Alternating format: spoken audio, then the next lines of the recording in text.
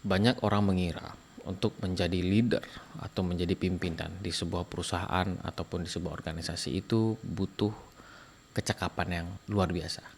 Tapi sebenarnya yang dibutuhkan pemimpin itu hanya ada beberapa saja. Dan ini dia, simak di Uta Bicara. Let's go. Terkadang saat asik dia datang bermusik. Dari gelang hitam gagal dia mulai berbisik, mendorong jatuh sampai tersimpuh, kelam membiru, sesal memburu sampai kuruntuh. Dan paksa jari untuk tertuju, lempar salah dalam halu, ku mulai mencari kambing hitam. Pengalaman saya sudah bekerja di beberapa perusahaan, baik itu swasta ataupun negeri sampai dengan hari ini, alhamdulillah. Jadi saya banyak jumpa dengan leader-leader yang sangat-sangat luar biasa gitu ya, baik itu pengalaman ataupun knowledge-nya gitu. Jadi memang kita tidak pungkiri bahwa knowledge itu menjadi pondasi dasar bagi leader dalam kepemimpinan dia. Ya, untuk menjadi leader itu yang dibutuhkan pertama adalah knowledge-nya dulu, pengetahuannya, kecakapannya gitu. Tapi kadang-kadang kita mikir gini, sesulit itukah kita memiliki pengetahuan ataupun memiliki kecakapan gitu. Padahal sebenarnya pekerjaan-pekerjaan yang kita kerjakan di pekerjaan kita apa sih itu? Eh, Padahal sebenarnya pekerjaan itu sebenarnya sifatnya rutin, mengulang-ulang gitu, repetisi statusnya gitu. Jadi sebenarnya mustahil kalau kita tidak bisa menguasai pekerjaan tersebut karena ya memang berulang gitu. Hampir tiap hari kita kerjakan, hampir tiap hari kita lihat gitu ya kan. Jadi mustahil sebenarnya kalau kita tidak cakap untuk bekerja gitu ya. Tapi kan leader itu satu tahap di atas itu. Nah, kalau staff itu levelnya tuh mengerjakan pekerjaan. Tapi kalau leader itu memikirkan pekerjaan. Memikirkan pekerjaan ini bagaimana bisa selesai pada tepat waktunya, tepat kualitasnya. Hal-hal seperti itulah yang kemudian dipikirkan oleh seorang leader gitu. Nah, jadi kita sebagai seorang staff ya, misalnya gitu, kita memposisikan sebagai seorang staff, kita bekerja menyelesaikan tugas-tugas yang didelegasikan kepada kita dari atasan kita, kita pasti mengerjakan sesuai dengan prosedur yang ada gitu. Nah, sementara kalau di leader itu dia bersifat analitik ya, analisa. Ini pekerjaannya kualitasnya sudah seperti apa, masuk ke ranah seperti apa, bagaimana cara improvementnya seperti apa. Nah, leader itu ada di tahap itu. Ya, leader tuh ada di tahap itu. Jadi bukan hanya memikirkan pekerjaan ini tuntas, tapi juga harus berkualitas gitu. Nah, itulah pekerjaan seorang leader, memastikan itu sesuai dengan kuantitas dan kualitasnya. Nah, kecakapan ini sudah. Karena pada dasarnya pekerjaan itu bersifat rutin dan repetisi gitu ya. Jadi setiap hari diulang, setiap hari dijumpai. Kalau ada masalah baru pasti troubleshootingnya itu pasti beda-beda ya. Nah, jadi pengalaman saya itu dalam kasus hal troubleshooting itu mengatasi sebuah masalah itu adalah nggak masalah sih sebenarnya punya masalah gitu ya. Nggak masalah sih sebenarnya punya masalah. Artinya dalam pekerjaan itu tidak jadi soal kalau kita punya masalah gitu ya. Apalagi terkait teknikal dan segala macam gitu ya. Tapi yang paling penting itu adalah bagaimana proses berpikir dan proses menyelesaikan masalahnya gitu. Kita berkoordinasi, berdiskusi, kita sharing dengan atasan-atasan kita, dengan leader-leader kita, sehingga hasil diskusi kita itu kita trial and error, kita coba gitu. Nah, pasti di tengah percobaan kita tuh ada kesalahan ataupun kurang tepat gitu ya. Namanya juga trial and error gitu ya. Pasti ada beberapa cara menangani masalah yang nggak sesuai, tapi tiba-tiba kita pada akhirnya menemukan langkah yang tepat gitu untuk mengatasi masalah yang kita hadapi gitu. Nah, kemudian yang dibutuhkan seorang leader itu adalah kecakapan komunikasi gitu. Karena tentu saja dalam mendelegasikan pekerjaan itu pasti kita harus menjelaskan kepada tim kita. Kamu pekerjaannya apa? Kamu kerjanya ini ya. Kamu kerjakan ini, kemudian secara kuantitasnya seberapa banyak, kemudian kualitasnya harus seperti ini. Nah, dalam mendelivery pekerjaan tadi kepada rekan kita ataupun kepada staff kita, tentu saja nanti di satu lain hal kita dapati ada masalah gitu. Nah, dalam kecakapan komunikasi seorang leader itu diharapkan dalam komunikasi memecahkan masalah itu kita bisa dapat penjelasan yang konstruktif gitu.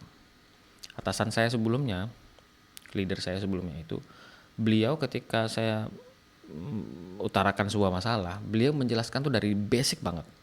Dari basic, kemudian menengah sampai dengan klimaksnya gitu. Kecakapan komunikasi ini tentu tidak lahir dari jam terbang yang sedikit. Kecakapan komunikasi ini memang harus dilakukan dengan jam terbang yang banyak gitu ya, banyak berbicara, kemudian banyak mengusulkan pendapat, banyak kemudian apalagi ya mengutarakan pendapat dan segala macam gitulah ya, dan tidak takut untuk berbicara gitu. Intinya itu sebenarnya itu, karena begitu banyak orang di luar sana itu sebenarnya dia tahu bagaimana memecahkan masalahnya, tapi dia tidak berani untuk mengeluarkan pendapatnya gitu. Nah, inilah yang dibutuhkan seorang leader, adalah kecakapan komunikasi gitu. Nah, berikutnya yang dibutuhkan bagi seorang leader itu adalah kemampuan emosional gitu ya.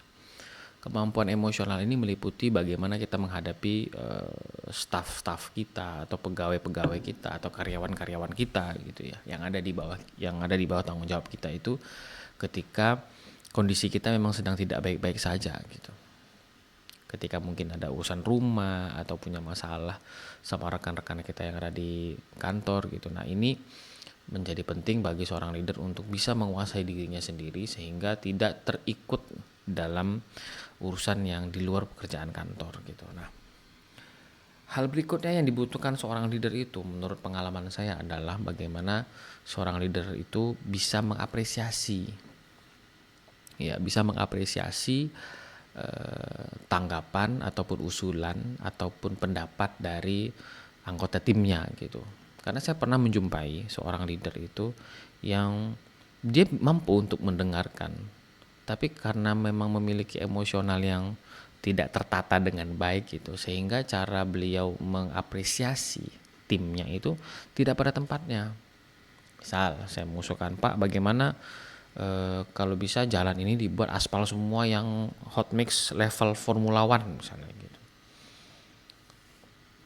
Seorang leader yang punya kecakapan emosi, kecakapan komunikasi, tentu dia akan tampung dulu. Ya, akan dia tampung dulu. Oke, baik. Kamu mau membuat aspal di kota X misalnya gitu. Kota X ini aspal hot mix gitu ya, dengan level standar Formula One gitu. Saya menganggap ide itu menarik gitu ya. Saya menganggap ide itu menarik. Tapi baru kemukakan kalau misalnya kita setuju apa, kalau misalnya kita tidak setuju apa. Misalnya tapi apakah pada saat ini aspal dengan kualitas Formula One itu memang betul-betul dibutuhkan gitu ya, betul-betul dibutuhkan di kota kita ini, atau justru malah itu buang-buang anggaran misalnya gitu. Nah, jadi tolong coba dipertimbangkan lagi apakah memang kamu mau menggunakan spesifikasi seperti itu. Nah, hal-hal seperti itu yang jarang banget leader itu punya gitu ya. Jarang banget leader itu punya. Kemudian yang selanjutnya, leader itu harus mampu mendengarkan orang yang tepat gitu, atau memilih mendengar orang yang tepat gitu ya. Karena gini teman-teman, menurut pengalaman saya yang paling berbahaya itu adalah orang yang merasa takut tersaingi, merasa takut digeser posisinya, ditambah dengan leader yang mendengar pendapat dari orang yang tidak tepat gitu. Itu sebuah kombinasi yang sangat berbahaya teman-teman. Jadi kalau teman-teman di pekerjaan teman-teman jumpa dengan model-model orang seperti ini lebih bagus ya hindari aja lah gitu ya, daripada kita nggak selamat gitu. Kecuali teman-teman punya mental yang cukup, punya resource yang cukup, punya kecakapan yang cukup untuk bisa menghadapi orang-orang seperti ini, ya nggak apa-apa, silakan fight aja gitu. Dan tunjukkan kalau memang teman-teman itu punya kualitas yang nggak dipunyai orang-orang di angkatan teman-teman. Karena pada dasarnya orang itu akan merasa takut sih sebenarnya dengan orang-orang yang dianggapnya merupakan pesaing gitu ya. Nah, terkait dengan hal ini saya ingat banget waktu saya tanding di karate ya dulu. Waktu saya pernah ikut karate di waktu saya kuliah dulu. Guru saya tuh ngomong seperti ini, kamu takut dengan lawanmu gitu ya, kamu takut dengan lawanmu, lantaran dia mungkin punya kemampuan yang lebih. Tapi jangan lupa lawanmu juga pasti punya ketakutan terhadap kamu katanya. Jadi kita ini sebenarnya satu dengan yang lainnya itu pasti punya ketakutan-ketakutan gitu. Itu yang kemudian membangkitkan semangat saya bahwa oh iya, kalau saya takut sama lawan saya, tentu lawan saya juga takut sama saya. Pasti ada yang dia takutkan dari saya. Makanya saya menjadi lawan dia. Gitu. Serang mentalnya kan gitu. Ya, percaya kepada orang yang salah, mendengar dari orang yang tidak tepat. Itu bahaya banget. Itu bahaya banget. Sehingga itu mempengaruhi kemampuan kita dalam mengambil keputusan gitu. Apalagi kalau seorang leader itu terang-terang mengakui di depan forum bahwa dia tidak cakap, itu jauh lebih berbahaya lagi. Kan banyak itu konten kreator yang berbicara soal bagaimana public speaking di depan umum gitu ya. Ada yang kemudian hal-hal tertentu yang sangat pantang atau sangat dilarang lah ya, sangat dilarang untuk seorang komunikator ataupun public speaker di depan umum, di depan forum itu, yang tidak boleh dia lakukan sama sekali, yaitu itu mendiskreditkan diri sendiri, mengakui dia itu tidak lebih baik daripada bapak ibu semuanya gitu. Hal-hal seperti itu ya, saya tidak paham ini, saya tidak paham itu gitu ya. Bahkan dengan mengatakan bahwa sesungguhnya saya ini tidak lebih baik dari bapak ibu semua yang berada di sini gitu. Saya tahu bapak ibu lebih baik daripada saya. Hal-hal seperti itu seharusnya tidak dilakukan oleh seorang leader gitu, ataupun seorang public speaker yang ada di depan forum gitu. Yang lalu yang dilakukan adalah apa? Ya percaya diri aja gitu. Percaya diri aja bahwa kita punya kecakapan, kita punya kemampuan, kita punya knowledgement, ya pengetahuan, kemampuan, kecakapan yang menjadikan kita dipilih oleh orang lain sebagai leader gitu. Kan menjadi leader itu sebenarnya nggak mudah. Dia punya spesifikasi tertentu, dia punya kualifikasi tertentu, dan dia pasti punya pengalaman gitu. Jadi mustahil orang ujuk-ujuk terpilih menjadi seorang leader tanpa pengalaman. Ngapain kita pilih orang untuk bekerja di suatu bidang atau di suatu profesi tanpa pengalaman? Itu kan bunuh diri namanya. Apalagi kita terang-terangan terang-terangan di dalam depan forum itu mengatakan bahwa kita tidak paham gitu. Bedanya kuli sama kepala proyek. Itu bedanya apa? Dan kita terang-terangan gitu bilang di depan forum bahwa kita nggak ngerti, kita nggak paham dua hal itu bedanya apa. Itu kan jatuhnya kita sudah mendiskreditkan diri kita sendiri, menjatuhkan diri kita sendiri gitu. Dan itu sangat-sangat berbahaya bagi seorang leader. Kalau sudah seperti itu, tim Anda pasti memikirkan, sebenarnya leader saya ini kompeten gak sih? Sebenarnya leader saya ini paham gak sih apa yang dia ucapkan, apa yang dia pahami, apa yang dia katakan? Jangan-jangan kita pilih nahkoda yang ternyata supir truk gitu. Kan SIM-nya beda ya. SIM-nya beda, medan medan perjalanannya juga beda gitu ya, antara truk dengan kapal gitu ya, nahkoda gitu. Padahal kan laut yang tenang tidak akan menjadikan nahkoda yang handal gitu. Justru malah laut yang bergejolak lah, berdinamika lah, kemudian yang membuat nahkoda itu menjadi handal gitu. Ini jangankan kita mengharapkan nahkoda yang handal karena kapalnya sering berlalu di tengah-tengah badai gitu. Lah ini seorang leader yang terang-terangan mengatakan bahwa dia tidak paham gitu. Dia tidak paham dengan bedanya kuli sama sama kepala proyek gitu ya. Itu mengendalikan sebuah perusahaan yang besar gitu. Dan itu bahaya banget untuk dilakukan seorang leader. Makanya teman-teman sebelum menjadi seorang leader, pantaskan diri dulu deh. Sebelum saat menjadi staff ya, pantaskan diri dulu. Cari training-training tentang public speaking gitu supaya mengasah kita berkomunikasi, kemudian mungkin ikut ISK gitu untuk mengasah kemampuan emosional kita, sampai kemudian kita ketika ada di posisi seorang leader kita punya kecakapan-kecakapan tadi, kecakapan emosi, kecakapan komunikasi, kemudian knowledge kita juga sudah ada dari pekerjaan yang direpetisi, sehingga kita mampu percaya diri dengan diri kita, percaya diri dengan kemampuan kita, percaya diri dengan pengetahuan kita, sehingga kita bisa dihargai oleh tim kita, supaya bisa dihargai oleh rekan-rekan kita. Karena trust, kepercayaan itu nggak dibangun 1-2 hari. Saya pernah jumpa salah seorang direktur pengembangan usaha dari PT PLN Nusantara Power itu. Saya dapat buku dari beliau, dan memang beliau ini punya pengalaman di luar negeri yang begitu banyak sekali. Ada satu momen di mana saya bertanya sama beliau seperti ini, Pak, sebenarnya dari awal saya sangat terganggu dengan satu hal ini yang saya harus tanyakan sama Bapak. Saya bilang, apa itu?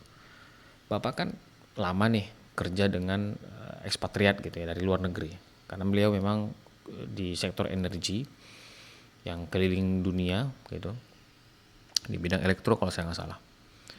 Saya tanya, apa yang kemudian membuat Bapak itu diberikan kepercayaan sama orang-orang ini, orang-orang Eropa, Afrika, dan segala macam, Amerika bahkan gitu. Apa yang membuat mereka tuh percaya sama Bapak? Karena kan sebenarnya dalam bekerja, saya bilang, yang paling penting itu adalah trust tadi, kepercayaan. Saya mendelegasikan pekerjaan ini kepada Bapak karena saya percaya Bapak bisa menyelesaikan. Saya kasih tim ini sama Bapak karena saya trust, saya percaya sama Bapak bisa membawa tim ini menjadi arah yang lebih baik. Bagaimana saya ngasih kepercayaan sama Bapak, memberikan tim sama Bapak, kalau saya aja nggak percaya gitu? Saya penasaran gitu, apa yang membuat mereka percaya? Jadi beliau menjawab seperti ini, teman-teman. Pada saat itu tim saya itu didiskreditkan oleh orang lain, dianggap nggak bisa bekerja, dianggap nggak kompeten, gitu ya. Dianggap buruk lah intinya sama rekan-rekan yang lain. Dia udah dicap gitu. Jadi Bapak ini, direktur ini, dikasih tim yang memang undergrade, pokoknya underrated lah ya, di bawah rata-rata gitu, kemampuannya di bawah rata-rata. Terus dia bilang sama bosnya gitu ya, kasih saya waktu Pak, saya akan bawa tim ini jadi lebih baik. Dia bilang gitu. Dia nggak menjelek-jelekkan timnya, tapi dia bilang gitu. Terakhirnya timnya tadi mendengar cerita itu yang dibela oleh bosnya ini, dibela sama bapak direksi ini. Terakhirnya dia punya kepercayaan sama bapak ini, sehingga dia bekerja dengan setulus hatinya, maksimal gitu. Dia bekerja maksimal sampai kemudian dia punya prestasi tuh, dia dengan timnya itu punya prestasi, sehingga di momen itu dia terus diberikan kepercayaan oleh bosnya tadi untuk mendelegasi, untuk mengerjakan pekerjaan-pekerjaan yang tingkat kesulitannya mulai naik gitu. Ternyata trust itu berangkat dari kecakapan seorang leader gitu.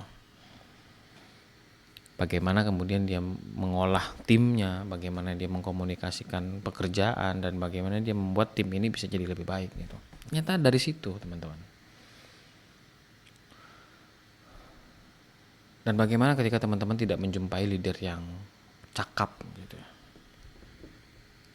Dengan teman-teman mengerti saja bagaimana seorang leader yang baik saja, itu sebenarnya sudah sebuah kemenangan gitu. Jadi untuk apa dipersoalkan sebenarnya? Hanya saja mungkin tidak punya pilihan lain. Mau nggak mau dialah yang jadi leadernya. Mau nggak mau dialah yang jadi atasannya. Dia jadi pimpinannya, jadi direksinya, dan lain segala macam. Tugas kita hanya sederhana, mengikuti arahan, mengikuti instruksi pekerjaan, kita selesaikan sesuai dengan kualitas yang diinginkan, udah selesai. Terlepas leader kita cakap atau tidak, itu nggak jadi soal. Yang penting ketika teman-teman menjadi seorang leader, teman-teman sudah siap, sudah mengumpulkan pengetahuannya, sudah membina diri teman-teman untuk memiliki kemampuan dan kecakapan, sehingga ketika teman-teman menjadi seorang leader, ya dipilih menjadi seorang leader, dipercaya sebagai seorang leader, teman-teman bisa sangat-sangat cakap dalam bertindak. Jangan percaya dengan orang yang salah, jangan mudah mendengar dari orang yang tidak tepat. Karena berbicara, mendengar, melihat, merasakan itu adalah kecakapan yang diasah oleh jam terbang yang tinggi. Kemampuan emosional itu diasah oleh bagaimana kita berempati. Dan kepercayaan itu tidak dibangun dari 1-2 hari pekerjaan saja, tapi dia dibangun oleh tingkat jam terbang yang tinggi serta lingkungan yang baik. Saya yakin dan percaya kalau kita bisa membawa diri kita lebih baik, kita akan dikenal baik, kita akan dipercaya oleh orang lain, sehingga apa? Sehingga orang pun percaya memilih kita sebagai pemimpinnya. Mereka akan percaya untuk bergerak bersama kita untuk mencapai tujuan-tujuan organisasi. Saya Uta Wicara. Sampai jumpa di video-video selanjutnya. Tetap semangat ya. I make it right, right.